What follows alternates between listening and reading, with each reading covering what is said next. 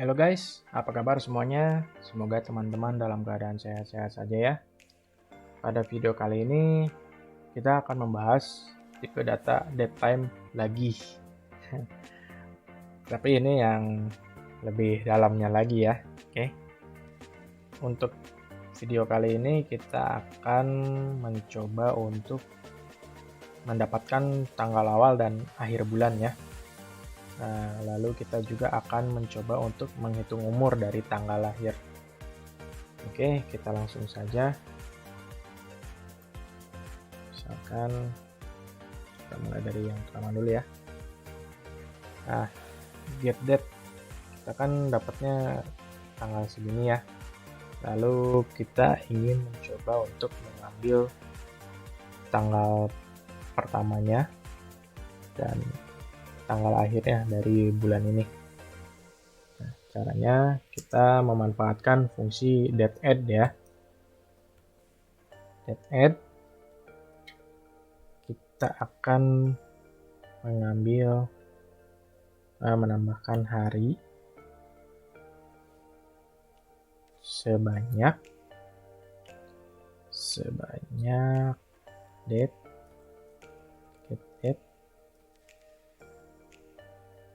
satu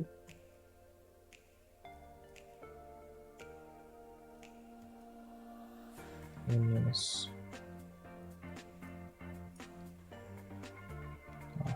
ini enggak ada ya, suatu unit day harusnya. Nah, seperti ini ya. Oke, kita mendapatkan tanggal 1. Gimana? Sepertinya kelihatannya agak membingungkan ya sintaksnya. Saya jelaskan ya. dateAdd ini kan dia ada 3 parameter ya. Biar lebih jelasnya saya pisahin nih parameternya. Parameter yang pertama mau penambahannya itu apa kan? Misalkan hari, bulan, atau tahun. Nah, kita menambahkan hari. Lalu parameter keduanya adalah sebanyak apa yang mau ditambahkan. Nah, di sini saya itu bukan menambahkan tetapi mengurangi ini. Ini ada operator minus ya. Oke, inilah yang membuat minus. Nah, lalu kita mengambil tanggal hari ini, tapi harinya saja.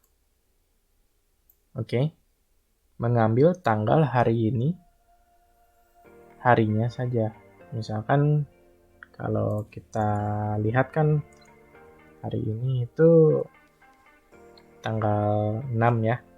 6 berarti. Di sini kalau kita ambil day ini, maka hasilnya adalah 6. 6 ya. Tapi di sini saya minus 1. Minus 1 yaitu 5. Jadi secara enggak langsung kalau kita turunkan nih, itu saya minus 5. dateAdd saya mengurangi hari sebanyak 5 dari tanggal sekarang. Tanggal sekarang tanggal berapa? Tanggal 6. 6 dikurangi 5 ya, maka didapatlah tanggal 1. Seperti itu kira-kira penjelasannya. Lalu cara untuk mendapatkan tanggal pada akhir bulan itu seperti apa? Nah, ini gampang nih sebenarnya. Kalau kita udah bisa seperti ini, oke, ini hapus dulu ya. Saya rapihkan lagi, ini sintaksnya.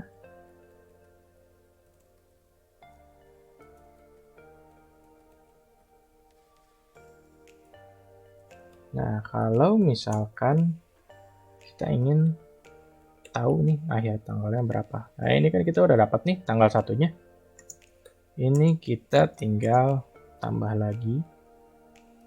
Sekarang kita menambahkan 1 bulan dari tanggal ini. 1 bulan dari si tanggal 1 ya. Kalau kita lihat kan dapat nih 1 Agustus. 1 Agustus ya. 1 Agustusnya diapain? Kita kurangi 1 hari. add day, min 1 dari tanggal ini. Nah, kita jalankan. Maka dapatlah akhir tanggal dari bulan Juli. Seperti itulah kira-kira teman-teman ya. Nah, ini getDate ini bisa kok diganti dengan field dari table juga nih. Ya, kalau kita lihat nih getDate ini bisa diganti. Oke. Lalu materi yang kedua ya, kita akan mencoba untuk menghitung umur. Oke, kita lihat dulu dari MS Customer nih. Dari MS Customer, kita ambil field birthday-nya ya. Kita ambil field birthday.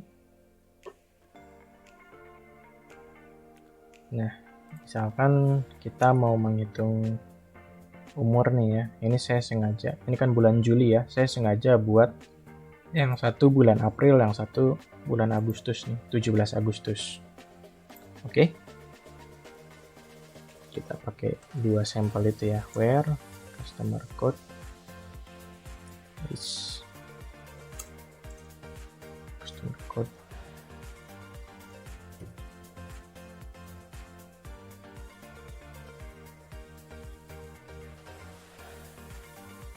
Oke, kita pakai dua sampel ini. Kita mencoba menghitung umur dengan memanfaatkan fungsi datediff. Datediff, kalau mau menghitung umur mungkin sebenarnya kalau kita pikirkan cukup year seperti ini ya, year, birthday, terus kita bandingkan dengan tanggal hari ini.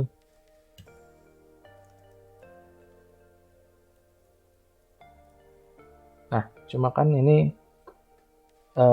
kurang akurat ya sebenarnya ya kalau dilihat-lihat, karena kan tanggal 17 Agustus tuh belum kelewat nih.